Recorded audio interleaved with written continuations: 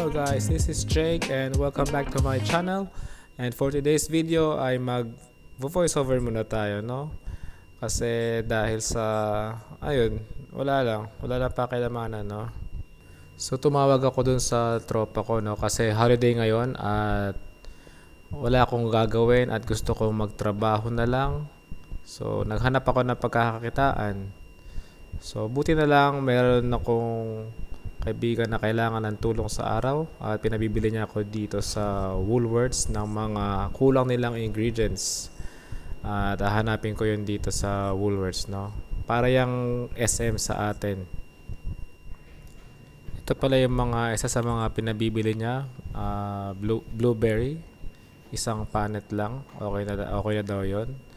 Tapos ang alam ko, hahanap niya rin ako ng ubas, pero hindi ko sure kung green or red. Pero yun nga, tinawagan ko siya. Sabi niya yung red na lang kasi gusto niya ng red eh. Wala na siyang choice. So ayan, tinanong ko pa kung ano pa yung kailangan niya, pero mukhang wala na. So magbabayad na tayo diretso dun sa self-checkout counter. Ito pala yung self-checkout counter. Pwede ka rito mag-cash out, pero dito sa machine na to bawal. So yan lang, lagi i-scan mo, tapos ipataw mo sa right side kasi yun yung timbangan para alam nilang nakuha mo yung items at na-scan mo na, no? So pag ganitong mga prutas, kailangan mong hanapan ng presyo. So isa-search mo dyan kung anong klaseng grape, ipatong mo dyan at kikiluhin na ng machine yan for you. So once na tapos yan, lalabas yung price. So mga nasa $30 din yung pinamili natin at babayaran naman daw ako ng owner pagkadating ko doon. So on the way na tayo sa sideline natin, no? At magte-take tayo ng train, pero one stop away lang to from the bus station or bus stop pala. At ayun, doon tayo magsisimula maglakbay. So ngayon, ito yung train station natin dito. Nakatira ako dati sa Mascot at ito kanilang train. May dalawa silang floor. Ayan. Pasok lang tayo dito. So isang stop lang tayo at bumaba tayo dito sa Green Square. Ayan. Yung malaki na yan, library yan. May kapihan din yan sa loob. Medyo maaga pa tayo kaya wala masyadong tao. At yung aso na yan, hindi yan Nascal, okay? May owner yan. Sumusunod lang sa owner yan. So, lalakadan tayo ng mga 1 minute away papunta sa bus stop.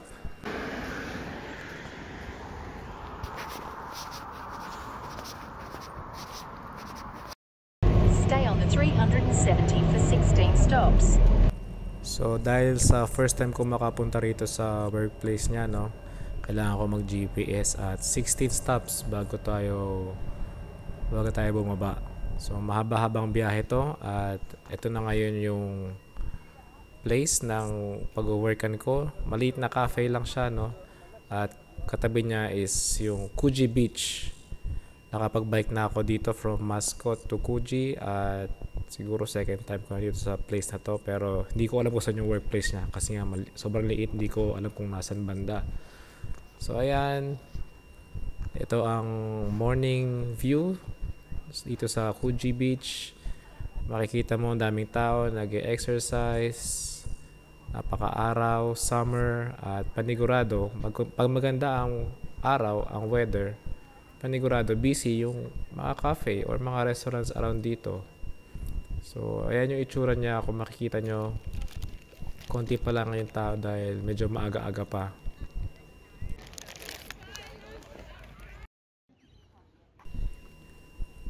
Itong nakapila ng mga tao na to, dito ako papasok. Ayan. So, hindi ko alam kung paano ako makikipagkilala, pero ayun, sabihin ko na lang nandito ako for work. Ito nga pala si Martin, yung tropa ko. Tawagin namin siya macho. Yun yung palayaw niya. So, yung ginagawa niya, bacon egg roll. Ayan, typical takeaway bread for breakfast dito sa Australia. Usually may kasamang kape yan. Tapos, itong ginagawa ko naman granola. So, ipopour mo yung melted butter dyan, dahan-dahan. Hindi mo siya ibubuhos ng isang bagsakan. So, siguro mga 3 batches. Tapos, ayan, mekos mo lang yan, no? At nagkalat pa ako. I'm so sorry. So, ayan, hanggang maubos lang yung butter. Pagkatapos, maglinis tayo para kunwari malinis, no? Tapos, dito ko nga pala ilalagay yung granola. Ilalatag natin dyan. So, humihingi ako ng spray. Sabi ko, sprayan natin to para hindi magulo yung hindi mag-slide yung baking paper. So, once you put it on top of the tray, ilalagay mo na yung granola. Tapos, i-spread out mo yan.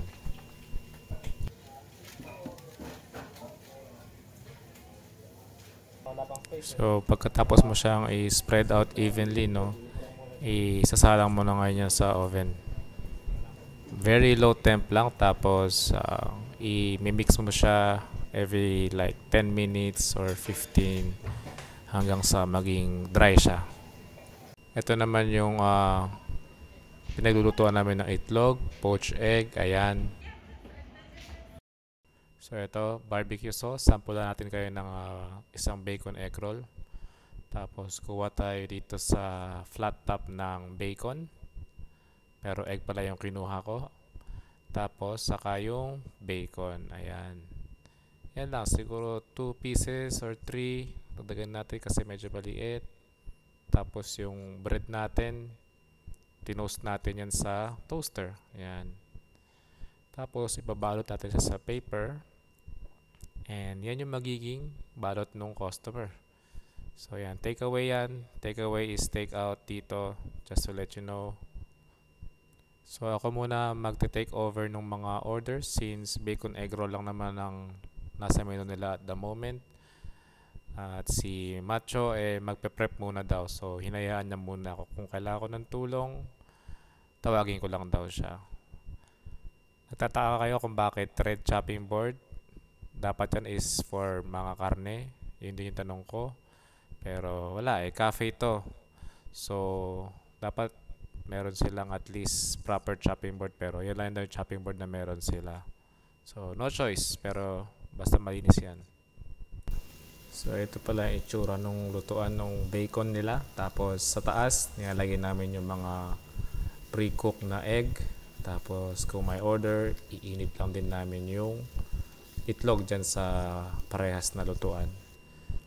At ito nga, no, sabi ko nga 10 to 15 minutes ihalo-halo natin para hindi masunog lang yung taas tapos yung loob basa pa rin. So ayan, kailangan natin siyang dahan-dahan i-mekos.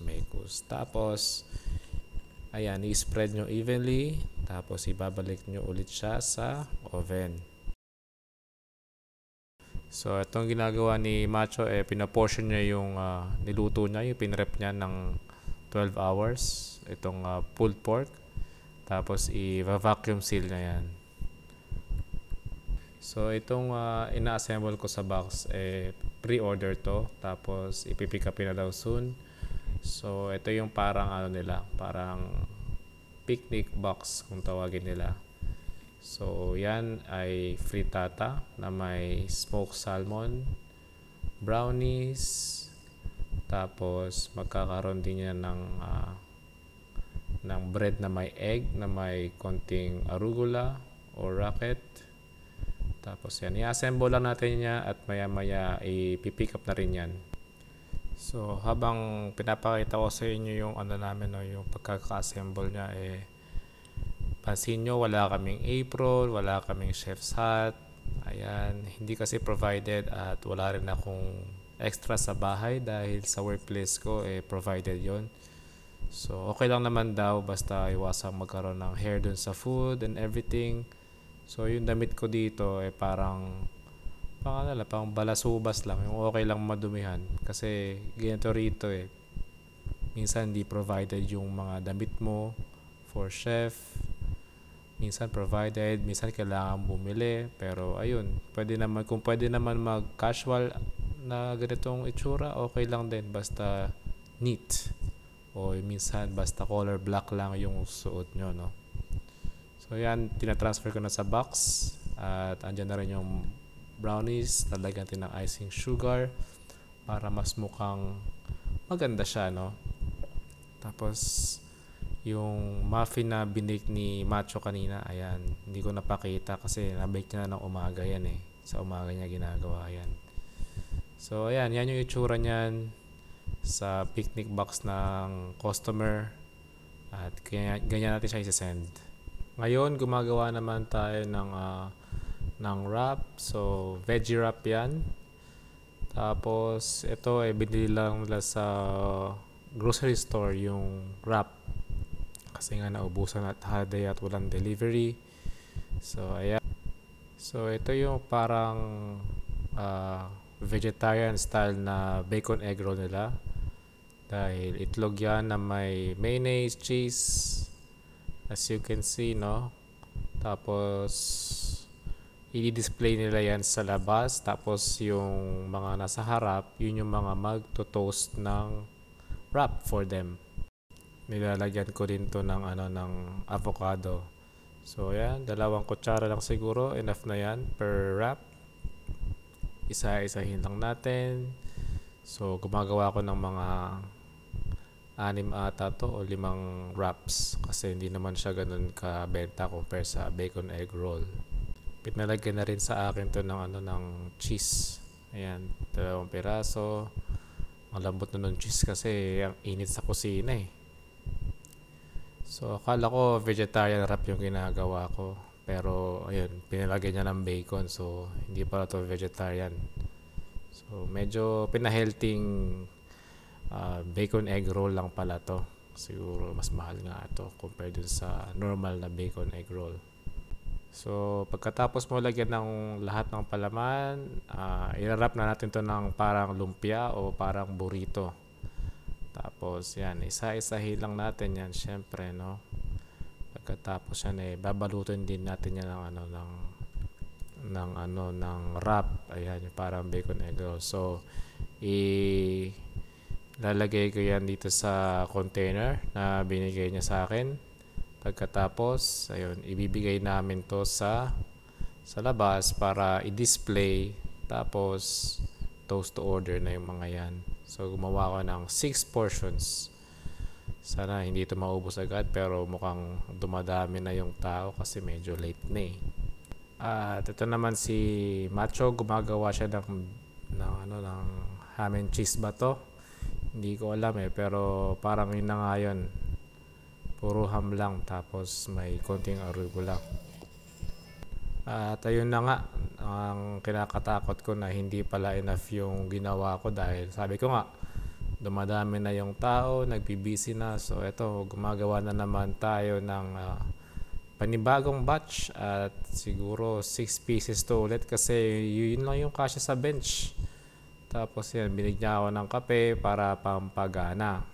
Meron din siyang lalagay na na halloumi cheese. Yan, kailangan lang siyang i-pan fry hanggang mag-brown. Tapos ayan, pwede na yan. Pagka toast niyan, ililipat mo na agad doon. Ayan medyo nag-busy na. Talagang nagpipick up na yung mga tao at this time kaya hindi na ata ito pinabalot sa akin. Ay, pinabalot pala. So ayan na, yun na yung last one. Tapos sana hindi tayo gumawa ulit kasi alam ko paubos na yung wrap namin eh. At ito naman, gumagawa tayo ngayon ng scrambled egg. Hindi ko alam kung bakit ko ito ginagawa, kung may order ba or para to sa saan ba? Para to sa siguro sandwich ulit or baka may nag-request na naman na ganung bread ulit katulad ng kanina. Pero mukhang omelette pala itong ginagawa ko, hindi scrambled egg, no? At ito naman si Macho, gumagawa naman siya ngayon ng sausage roll. Ayan, para daw bukas ng umaga. Piniprepare niya yung magbubukas ng cafe sa umaga. Tapos ibibake yung mga muffin, mga kailangan i-bake para sa pagdating niya, ready na lahat. No? Ito yung sausage roll version ni Macho. At ngayon gumagawa naman tayo ng chicken sandwich, yung tipong chicken na may mayonnaise, na may celery, yung typical chicken sandwich lang. Tapos talaga din ng avocado na ginagawa na ni Macho. Tapos ako i-spread ko lang yung mayonnaise mo. Pagkatapos nyan, papatungan natin ng spinach. Yan. Yung spinach dito, pwedeng gawing salad. Diba sa Pilipinas, parang laging niluluto yung spinach. Bihira tayo makita ng spinach na salad sa Pilipinas eh. Tapos, ayan, avocado naman. At medyo binibilisan ko, no? Kasi mabilis daw maubos to. At may mga customer na nag-aantay na magpa-toast pa ng mga tinapay na ganito. So, ayan. Kailangan talaga mabilis ka sa kusina. Tapos, kailangan madiskarte ka rin talaga. So, halos lahat may avocado, no? Kasi Australia, mahilig sa avocado talaga yan. So, pag nandito ka sa cafe, para itong napakaliit na bahay na kusina. So, ayan, pinapahilo niya.